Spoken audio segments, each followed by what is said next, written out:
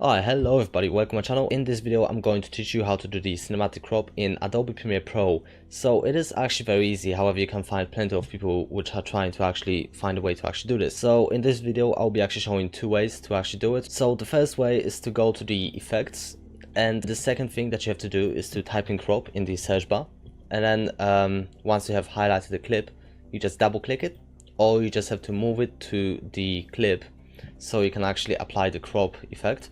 Then go back to editing, and then once you see the crop IO here, you go to the top and then just type in whatever number you want. Mostly I'm doing 13 as this looks like the most cinematic for me.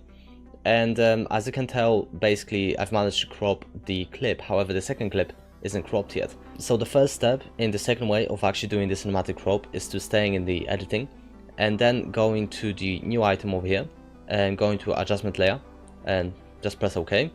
And the next thing that you have to do is to move the adjustment layer over all the clips which you want to crop, and then after that you have to go to the effects and go to crop again, and double click it or move it to the adjustment layer. And the next thing that you want to do is to go to the editing and then just type in the number which you want for the crop. As you can see, both of the clips have been cropped by using the adjustment layer, and the adjustment layer can also be used for many different things, and it's actually one of the easiest ways to actually speed up your work in Adobe Premiere Pro. So anyways, if you have enjoyed this video, please like it, share, comment channel. Thank you for watching, and I will see you later.